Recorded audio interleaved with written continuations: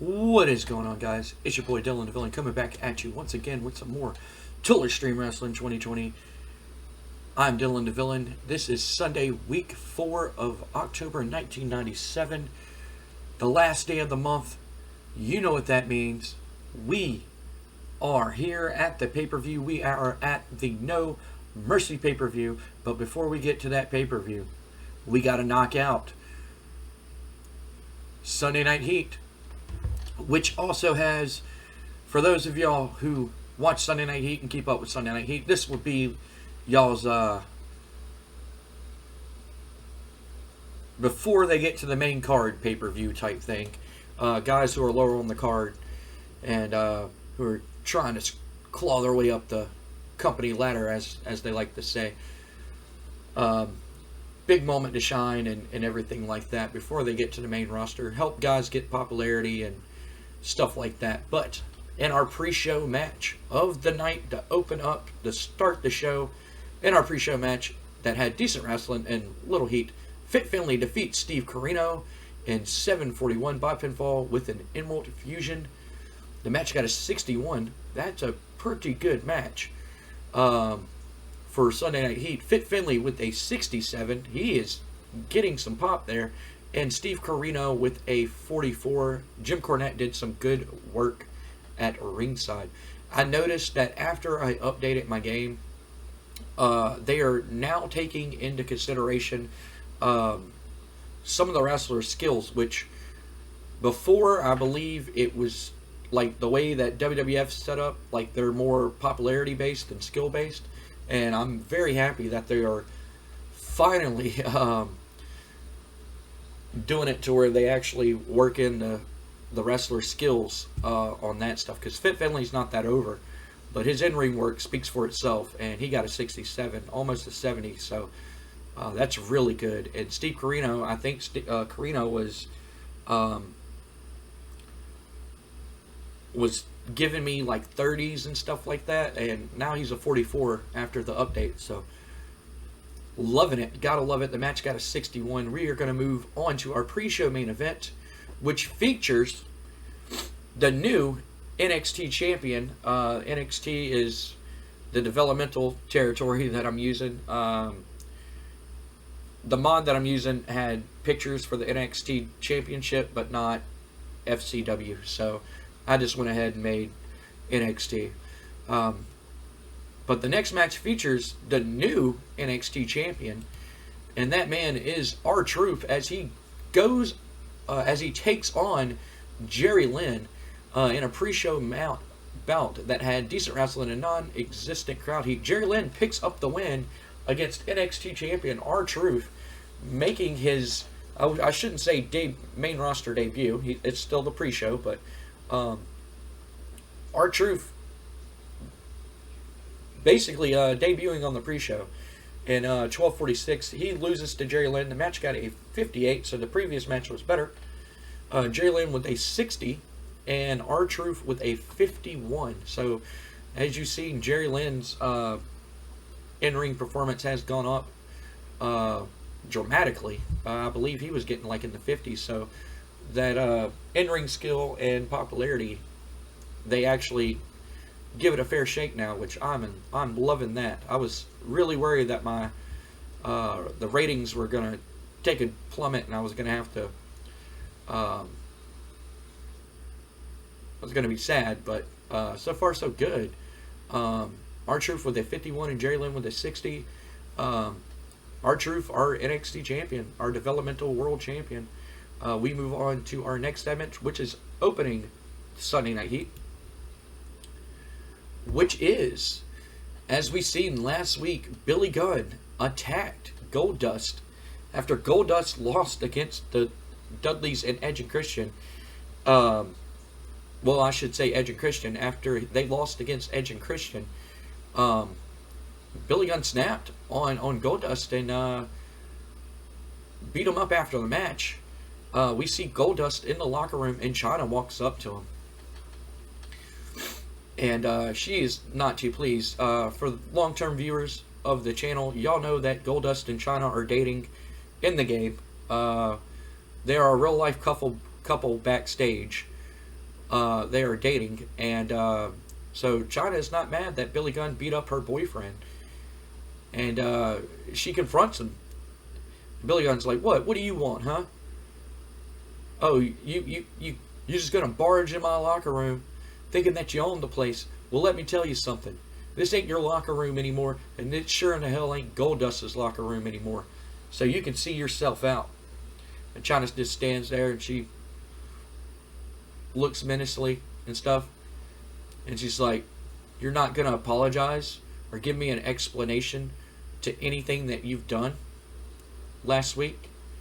Billy Gunn's like, "An explanation? An apology?" He's like, "I ain't apologizing for a damn thing." He said, "I came in the World Wrestling Federation. I came here to the World Wrestling Federation to do one thing, and that's win championships. And if I ain't winning championships with Goldust, then I'm going to go win championships on my own." And quite honestly, nobody paid to see Goldust and you. As a matter of fact, when you came on the TV, the ratings went down. Trust me, I went and looked at the ratings, and every time you come on the screen, the ratings went down because no man wants to look at a woman like you. And China goes, "A woman like me?" Billy Gunn's like, "Yeah, a woman like you. Look at you. You got more muscles than your boyfriend does." And China, like, stands there, and she's kind of, like, taken back by the statement. You know, she's starting to get mad, and Billy Gunn's like, "Oh, you getting mad? Huh? You getting mad?" He's just like, "Well, I'm glad that you think you're all big and bad and everything like that." And China's just like, "I know I'm big and bad. Matter of fact, if you think you're man enough to take me on, why don't you come to that ring tonight and face me?" And Billy Gunn's like, You're challenging me to a match?" And China's just like, "Unless you're scared to get beat by a woman." Billy Gunn's like, "I'm not scared to get beat by a woman." He's like, "I'm going to beat you, and I'm going to send you right back where you belong, in the kitchen." And, the fans are like, "Oh," and China just smiles a little bit. She goes, "Good. Keep that mentality. Because when I break you in half tonight,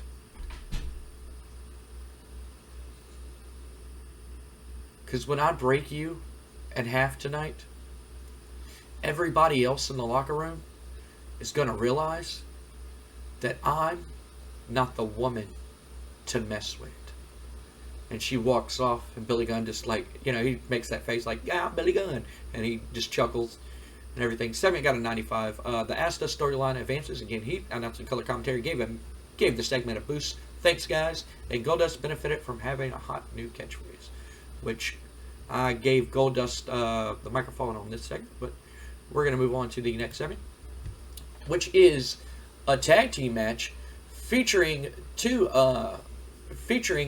a tag team in developmental. I pulled them up to the main show to see how they're doing. I believe that they are pretty much they're decent enough to be put on the main show.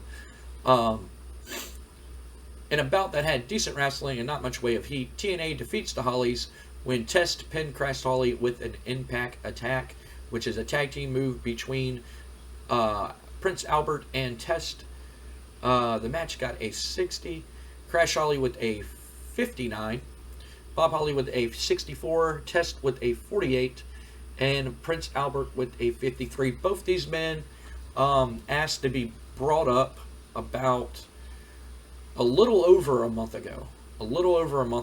I'm pretty sure I used them in a previous episode because I forgot to change Prince Albert's name to A-Train. I like A-Train better than Prince Albert, but hey, or just Albert. I'll just go by Albert. But they both wanted to be called up. They both said, "Hey, we want to be called up from developmental." So here they are on the main roster. We are hurting on tag teams also because half my tag teams, if it's not one person in a tag team, it's another one getting in trouble and failing drug test and everything like that. So we're kind of hurting on tag teams here, and we need to call up some of our tag teams that we have in developmental and give them a chance to shine while sending the ones that cause trouble back to developmental and doing all that stuff. So this segment got a 60, not bad little match here. We're going to move on to the next segment here tonight, which we see Mark Marrow and Sable, you know, and they're in the back, and Mark Marrow, you know, he's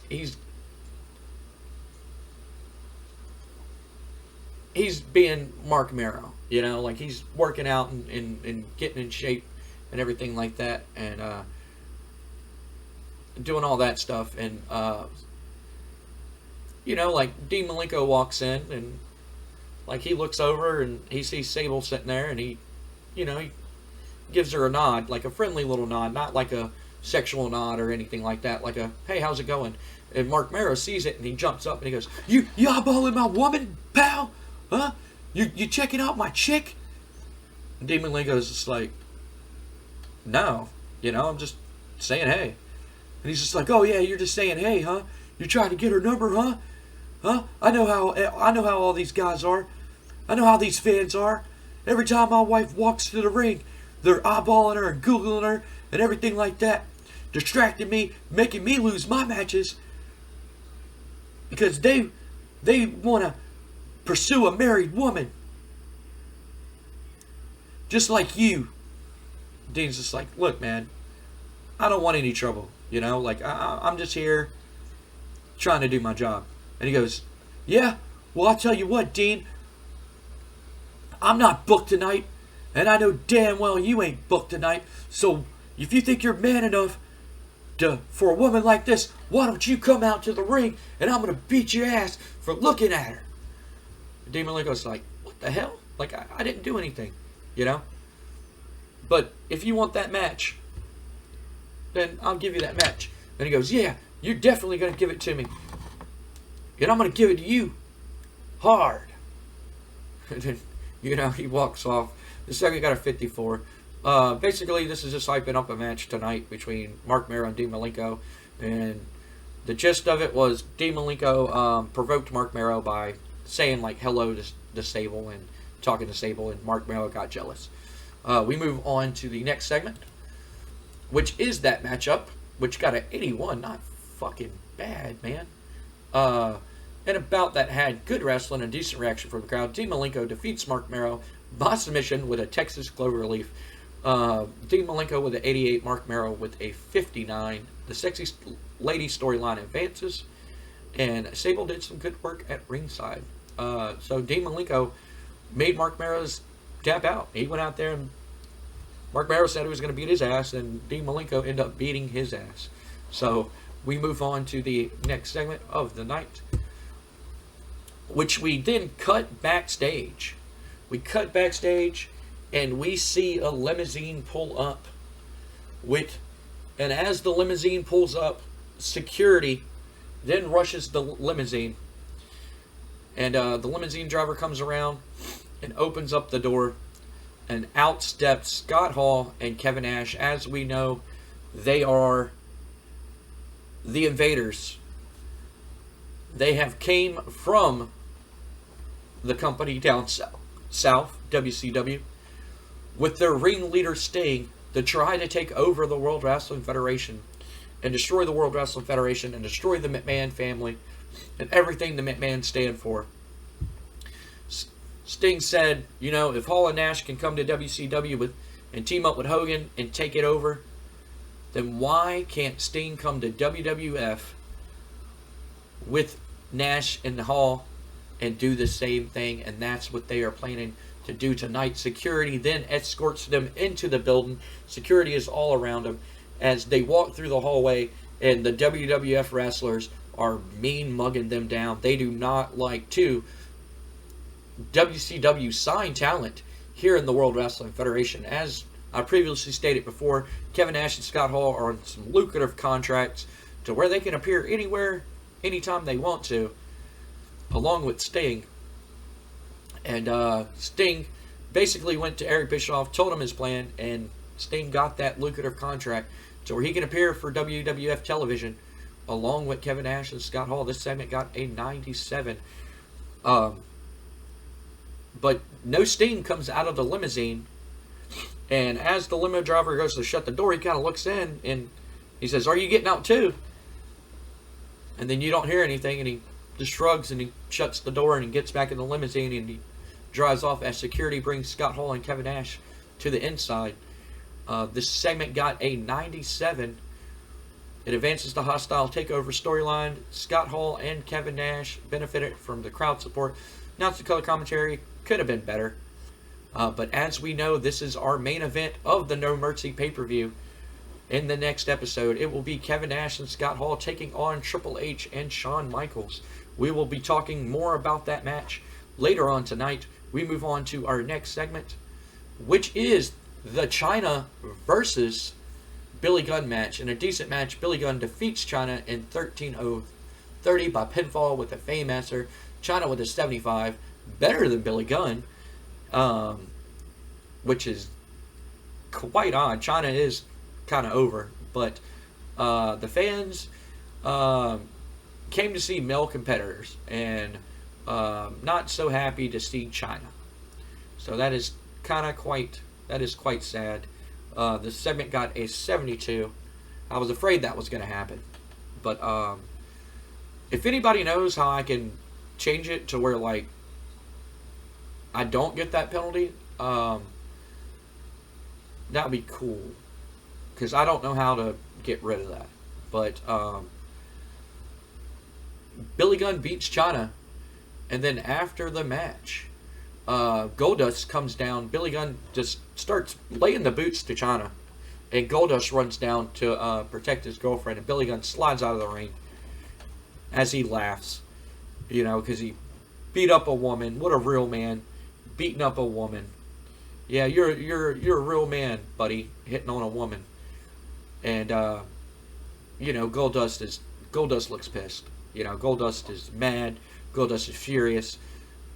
And as Billy Gunn just smiles and laughs as the medical team comes in and checks on Chyna, but Chyna's a tough woman, and she's like, I'm okay, but they're making sure that she's all right. The segment got a 94. We move on to our next segment, which is our main event of Why Did That Do So Bad? See, that's the thing, right? It deserves a better announcing. But like 92, 79, 69, nice. But why did it do that rating? Maybe they fixed the ratings and everything. And about that had Superb Wrestling, Great Heat. Dr.Death Steve Williams defeats Ken Shamrock in 13:04 by pinfall with an Oklahoma Stampede. Let's check the dirt sheet. Let's see what we get penalized for. Penalized for poor announcing, lack of heat from associated storyline. So that would do it. We move on to our next segment, which I thought it was doing pretty good, but I guess not. And after the match, Dr. Death, he beats down Ken Shamrock. And he's just like, he keeps saying you're the world's most dangerous man, most dangerous man. I'm the world's most dangerous man. And he goes outside and he gets a chair and he puts it on Shamrock's leg and he steps on it, breaking Shamrock's leg. And Shamrock has to train for that UFC MMA competition that's happening, that he's going to go off and train for. And Steve Williams breaks his leg. And Shamrock looks to have a broken leg. I don't think he's going to the UFC. Or if he is, he's going to be out for a while. He's going to have to postpone his match. The segment lost heat. And Dutch Martel benefited from having a hot catchphrase. The segment got a 60. We move on to our next segment, which got a 100. I wouldn't expect anything less. This is a hype of what is going on at the pay-per-view, our big main event of Triple H and Shawn Michaels taking on Kevin Nash and Scott Hall. which if Triple H and Shawn Michaels can seem to coexist and get along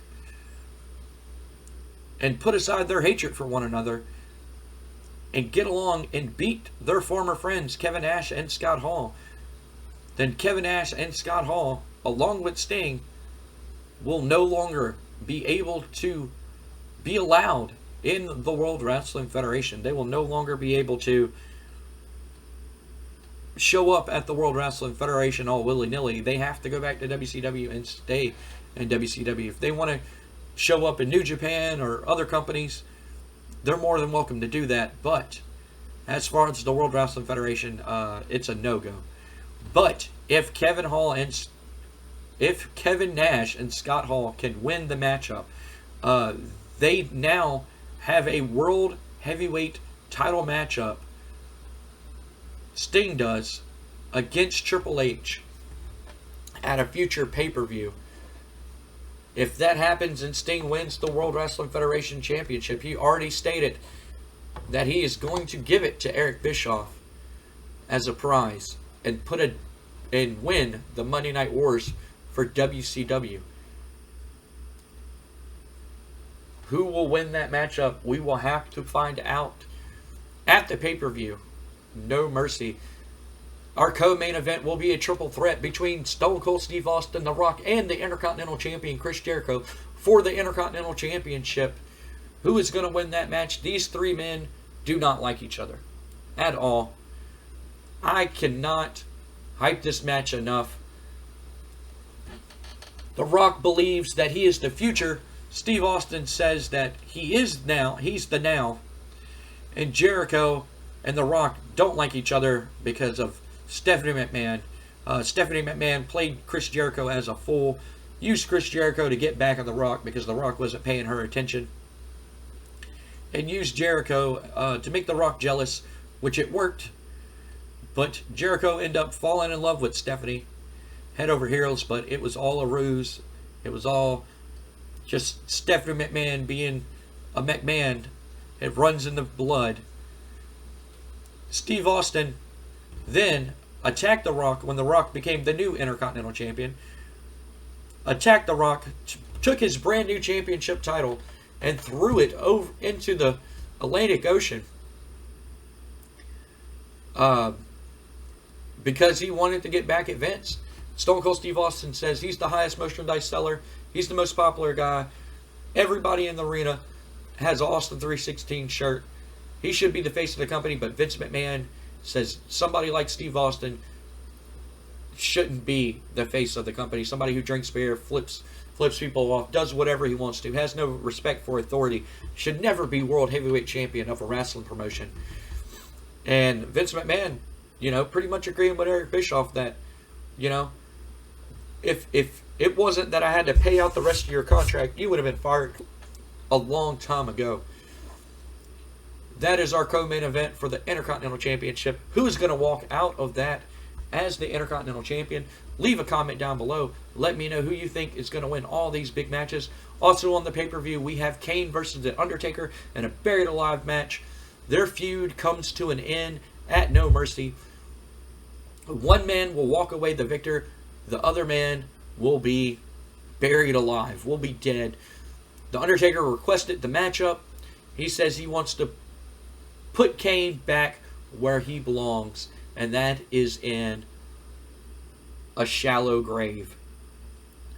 Never to be seen again, never to be heard from, or never to be heard of again. He is tired of Kane being a thorn on his side, and The Undertaker said he's going to beat Kane and become the new number one contender for the World Wrestling Federation Championship title. We also have a matchup between Owen Hart and Bret the Hitman Hart in a submission matchup. Both these men being from the Hart family, growing up in the dungeon, you know that both these men are technically sound. These two men are going to trade submission hold for submission hold, and neither man is going to let up until the other man taps out and says, I quit. Owen Hart has beat Bret the Hitman Hart at the last pay-per-view. Owen basically saying, I'm the number one contender, and I'm tired of being overlooked. Enough is enough. It is my opportunity. Bret is the old, I am the new. And I am going to take what is mine, and that is the World Wrestling Federation World Heavyweight Championship. I'm going to go on, beat Bret Hart, and then I'm going to go and beat Triple H, and I am going to be a World Heavyweight Champion. We also have Eddie Guerrero taking on Ultimo Dragon, title versus mask match. Eddie Guerrero, the champion. Ultimo Dragon putting his mask on the line against Eddie Guerrero. Will we see the unmasking of Ultimo Dragon, or will Eddie Guerrero finally be defeated and lose that coveted WWE, WWF Light Heavyweight Championship? We also have more matches to be announced on the card. We have a tag team. We have a WWF World Tag Team Championship matchup between the Dudleys and Edge and Christian. We will also see Jeff Jarrett in action as he puts his title on the line against one Davey Boy Smith in a big rematch for that European Championship.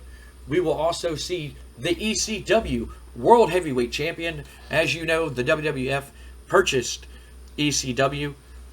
We will see ECW Champion Taz take on Hardcore Champion Raven in a matchup. Raven has proclaimed that he's the most extreme wrestler. He's the most hardcore. He's the king of hardcore. And Taz got tired of listening to Raven run his mouth. And he is here for one reason and one reason only, to shut him up once and for all. Guys, this pay-per-view is going to be a banger pay-per-view. I'm hoping for some good ratings out of this pay-per-view.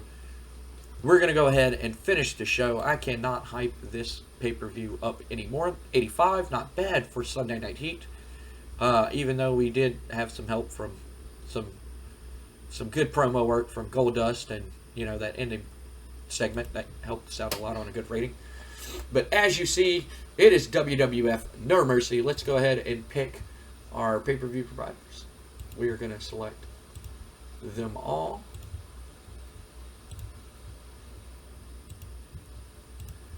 Yes, sir. All right. It is time for WWF No Mercy. I'm excited. I'm going to end this episode, and I'm going to go book that episode and record it immediately after I'm done booking it.